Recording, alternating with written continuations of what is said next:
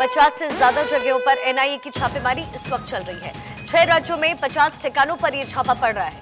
आतंकवादियों, गैंगस्टर और drug network पर लगातार शिकंजा कसने की कोशिश। पंजाब, हरियाणा और राजस्थान में छापेमारी की जा रही है। एनआईए ने फिरोजपुर से किया गिरफ्तार। आतंकी अर्शदीप का सहयोगी गिरफ्तार किया गया है। तो एनआईए लगातार 2 दिनों से ये कार्रवाई कर रही है। अलग अलग ठिकानों पर एनआईए की छापेमारी चल रही है और इस वक्त देश भर में तकरीबन 50 जगहों पर एनआईए की बड़ी कार्रवाई चल रही है। पंजाब से तस्वीरें हम आपको दिखा रहे हैं।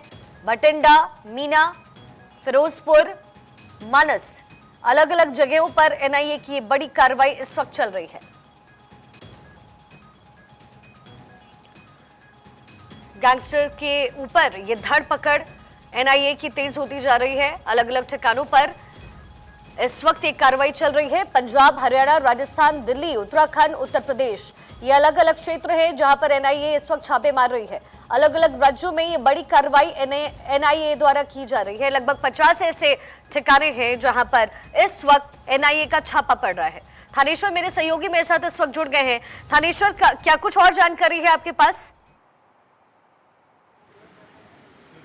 देखिए, सुबह 5 बजे से ही आज एनआईए ने छापेमारी की कार्रवाई हरियाणा, पंजाब और एनसीआर के कई इलाकों में शुरू कर दी थी। इसका मेन कारण यह है कि जिस तरीके से गैंगस्टर जो अपना नेटवर्क बढ़ा रहे हैं, एक के बाद एक हथियारों की सप्लाई हो रही है, ड्रग्स की सप्लाई हो रही है, उस चैन को तोड़ने के लिए ये सारी की सारी कार्रवाई की जा रही है। हिमांशु भाऊ हो गया, नरेंद्र ढल्ला हो गया और दूसरे भी कई ऐसे गैंगस्टर हैं जिनके बारे में एनआईए को जानकारी मिली थी कि इनके कुछ गुर्गे हैं जो हरियाणा, पंजाब के माध्यम से उसकी नशीले पदार्थों की तस्करी करते हैं और हथियारों की सप्लाई करते हैं। इस चैन को तोड़ना बहुत जरूरी हो गया था, क्योंकि जितनी भी पंजाब और हरियाणा में ड्रग्स की सप्लाई हो रही है, चाहे उसमें अफीम है, नशीले पदार्थ, अन्य किसी भी तरह के चिट्टा जिसे कहते हैं वो है, नशीली गोलियां हैं, ये सारा का सारा माल इन्हीं के थ्रू सप्लाई हो रहा था। इसी चैन को तोड़ने के लिए आज ये रेड की गई है, क्योंकि सबसे बड़ी जानकारी ये मिली है कि जितना पैसा ड्रग्स से इंडिया से कमाया जाता है उसका 20% कनाडा में बैठे खालिस्तानियों को दिया जाता है। खालिस्तानी उस पैसे से कनाडा के गुरुद्वारों पर कब्जा करके अपनी राजनीति को चमकाना चाहते हैं और वो अधिक से अधिक पैसा कमाने के लिए इंडिया के अंदर अधिक से अधिक ड्रग्स और नशीले और हथियारों की सप्लाई करते हैं। जब तक इस चैन को तोड़ा नहीं जाएगा तब तक यह सारा मामला खत्म नहीं हो सकता। इसलिए एनआईए ने आज गुपचुप तरीके से सुबह 5 बजे से रेड की है और अभी तक रेड चल रही है। अभी जो सूत्रों से निकल कर आया है कि फिरोजपुर में एक व्यक्ति को गिरफ्तार किया गया है, उसके कब्जे से कई हथियार भी बरामद हुआ और कैश भी कुछ बरामद हुआ है, लेकिन एनआईए और अन्य खुफिया एजेंसियां कोई भी इस बारे में कंफर्मेशन देने को तैयार नहीं है। जी, ये कार्रवाई थानेश्वर कब तक लगभग चलेगी? क्योंकि हमने ये भी देखा कि पिछले 2 दिनों में भी ये कार्रवाई चलती रही थी और आज तो फिर 50 ठिकानों पर छापा पड़ रहा है। तो क्या कुछ एक्शन है, क्या कुछ एक्शन प्लान है इस वक्त एनआईए का? देखिए, एनआईए का एक्शन प्लान ये है कि एनआईए बड़े ही गुपचुप तरीके से सारा कार्रवाई कर रही है। एनआईए जाती किस घर में रेड करने के लिए, लेकिन उसके बाद किसी दूसरे घर में रेड करने चली जाती है। पहला जो एक घर होता है उसको छोड़ देती है। एनआईए का कहना है कि जैसे ही हमारी ये रेड करने की जानकारी इनको मिलती है, गैंगस्टरों को या इनके गुर्गों को, ये भाग जाते हैं। इसलिए एनआईए जितने सीक्रेट तरीके से काम कर रही है, पहले एनआईए कभी इतना सीक्रेट नहीं मिशन बनाती थी। इवन देन मीडिया को भी नजदीक नहीं पनपने दिया जा रहा है। पहले मीडिया को पूरी जानकारी दे दी जाती थी, सुबह प्रेस नोट हो जाता था कि आज यहाँ रेड करनी है, लेकिन इस बार ऐसा नहीं कर रही। और जहां तक ये रेड की कार्रवाई है, रात को 12 बजे तक ये रेड चलने की उम्मीद है, क्योंकि इस समय 27 टीमें तो पंजाब के अंदर रेड कर रही हैं और 25 टीमें जो हैं हरियाणा में अलग अलग जगह रेड कर रही हैं। एनआईए और लोकल पुलिस मिलकर जो ये रेड कर रही है, ये इस बार की अब तक की सबसे बड़ी रेड बताई जा रही है। क्या सीमा पार से भी इसके तार जुड़े हुए नजर आ सकते हैं? क्या ऐसी भी बातें निकल कर आ सकती है थानेश्वर? क्योंकि एनआईए का इतने बड़े पैमाने पर उतर करके पूरी कार्रवाई करना, ये संकेत कुछ ऐसा ही दे रहा है। देखिए, पिछले काफी समय से ड्रोन के माध्यम से पाकिस्तान के रास्ते से जो अफीम की खेप पंजाब के एरिया में उतरती है या राजस्थान के साथ लगते क्षेत्रों में उतरती है, ये सारा एनआईए उसी को लेकर ये सारी रेड कर रही है। क्योंकि पंजाब में जो अफीम आती है ड्रोन के जरिए, जब अमृतपाल का मिशन ऑपरेशन चल रहा था उस समय भी आपने देखा होगा कि अमृतपाल की मां ने खुद कहा था कि रात को उसके घर पर डेली ड्रोन आता है जो हमारी रखवाली करता है, हमारी जासूसी करता है। लेकिन उसे यह नहीं पता था कि वो जासूसी नहीं करता, वो अफीम की खेप छोड़ने के लिए आता है। उसी तरीके और भी कई इनपुट है एनआईए के पास, जिससे यह कंफर्मेशन मिली है कि पंजाब के माध्यम से या राजस्थान के माध्यम से पूरे इंडिया में हथियारों की और ड्रग्स की सप्लाई की जा रही है। उसी को ब्रेक करने के लिए सारा काम किया। और थानेश्वर, एक और बड़ी बात यह भी है इसमें कि ड्रग्स को लेकर के तो चलिए एक्शन चल ही रहा है, लेकिन जिस तरीके से खालिस्तानियों का मुद्दा इस वक्त उठा हुआ है, खालिस्तानियों के मुद्दे को लेकर के भी क्या ये कार्रवाई, क्या इसके तार उससे भी जुड़े हो सकते हैं? ऐसी संभावनाएं भी? बिल्कुल ठीक कहा आपने। खालिस्तानियों के जो अभी मुद्दा उठा हुआ है उसको लेके भी तार जुड़े हो सकते हैं, क्योंकि खालिस्तानी जिस तरीके से ऑपरेशन अमृतपाल के बाद खालिस्तानियों की फंडिंग बिल्कुल बंद हो गई थी।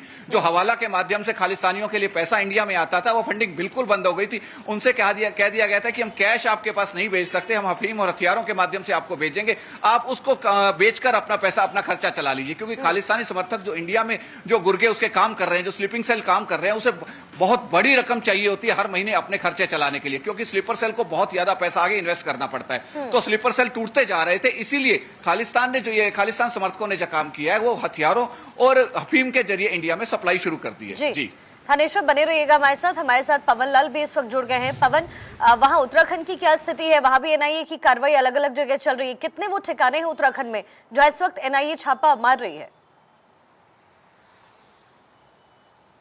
देखिए जिस तरह से हम देहरादून में हम जहां खड़े, यहाँ टर्नर रोड है, जहां पे एक जो रॉयल गन हाउस है, गन बेचने का कारोबार करता है, परीक्षित नेगी नाम का शख्स है, जिसको पिछले साल दिल्ली की पुलिस की क्राइम ब्रांच ने भी अरेस्ट किया था, जिसके पास 2000 जिंदा कारतूस मिले थे जो इलीगल तरीके से थे।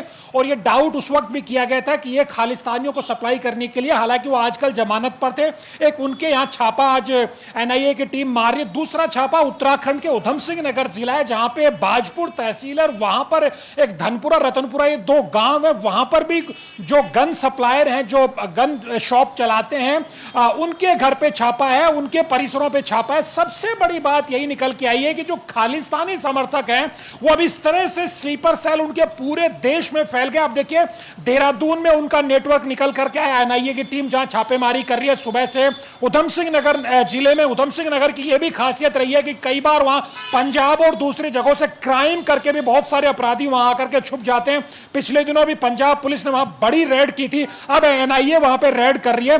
तो सबसे बड़ी बात यह कि किस तरह से लालच देकर के पैसों का लोकल लोगों को, अब खालिस्तान समर्थक हैं जो दूसरे देशों में बैठ करके भारत में एक तरह से गतिविधियों को अंजाम दे रहे हैं। तो आज एनआईए की बड़ी कार्रवाई है देहरादून जिले में, देहरादून के शहर के टर्नर रोड पर छापेमारी है और उधम सिंह नगर जिले के बाजपुर में छापेमारी चल रही है। जी सुनील, मेरे एक और सहयोगी इस वक्त गंगानगर से हमारे साथ जुड़ गए हैं। सुनील, आपके पास क्या अपडेट? देखिए आपको बता दूं, जो एनआईए की टीम है वो सुबह करीब 2 बजे ये श्री गंगानगर में करीब 7 जगह पर ठिकाने पर छापेमारी की है। उसमें जो कॉलेज लेवल के जो छात्र संघ चुनाव होते हैं, उस छात्र नेता है उनको दो छात्र नेताओं को उन्होंने पकड़ रखा है, उनसे राउंड अप किया है, उनसे पूछताछ कर रही है। बड़ी बात ये निकल के सामने ये कि सूरतगढ़ और राजेसर जो क्षेत्र है वहाँ पे ये एनआईए की कार्रवाई है जो देखी जा रही है। और खालिस्तानी मूवमेंट को लेकर जिस तरीके से कनाडा से और बाहर से जो पैसे आते हैं, इनके अकाउंट में पैसे आए थे और उस अकाउंट के बारे में जो बड़ी मात्रा में पैसे आए थे यहाँ पे, उसको लेकर उनसे पूछताछ चल रही है कि इन पैसों का आगे इन्होंने क्या किया और कहाँ से इसको यहाँ पे पेमेंट आई। उस पेमेंट को लेकर ये जो है इन छात्रों से बातचीत कर रही है। दूसरी बड़ी बात और बता दूं कि श्री गंगानगर का जो जहाँ पे मैं खड़ा हूँ ये बॉर्डर इलाका है और पाकिस्तान का बॉर्डर यहाँ पे बिल्कुल थोड़ी दूर पे स्थित है। यहाँ पे गैंगस्टर का काफी बोलाबाला रहता है। पीछे भी एनआईए की कई बार कार्रवाइयां हुई थी गैंगस्टर लॉरेंस को लेकर। तो उसी को लेकर जो आतंकवादी जो जिस तरीके से यहाँ पे अंजाम दे सकते हैं, उसी को लेकर एनआईए है जो यहाँ पे अपनी मूवमेंट कर रही है। जी सुनील, बने रहिएगा मेरे साथ। तो देखिए एनआईए का इस वक्त बड़ी कार्रवाई एनआईए की तरफ से की जा रही है। 50 अलग अलग ठिकाने हैं जहां इस वक्त छापा पड़ रहा है और ड्रग तस्करी को लेकर के एनआईए दरअसल ये बड़ी कार्रवाई इस वक्त कर रही है। पंजाब में 30 ठिकानों पर छापेमारी हो रही है, हरियाणा में तकरीबन 4 ठिकानों पर, दिल्ली में 1 ठिकाने पर, राजस्थान में 13, उत्तराखंड में 2 और उत्तर प्रदेश में इस वक्त 1 ठिकाने पर एनआईए की ये बड़ी कार्रवाई चल रही है। ये अलग अलग जगह हम आपको दिखा रहे हैं जहां पर इस वक्त एनआईए की बड़ी कार्रवाई इस वक्त तेजी से चल रही है और अलग अलग ठिकानों पर इस वक्त छापा पड़ रहा है।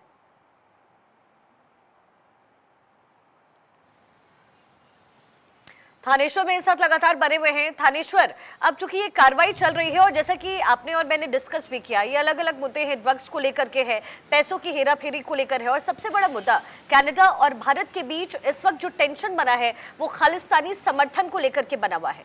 कनाडा जस्टिन ट्रूडो जिस तरीके से समर्थन दे रहे हैं, कहीं ना कहीं ये आग देश के अंदर भी फैलाने की कोशिश की जा रही है और जाहिर तौर पर एनआईए का अप्रोच यही होगा कि किसी ना किसी तरीके से इस पर नकेल कसी जाए।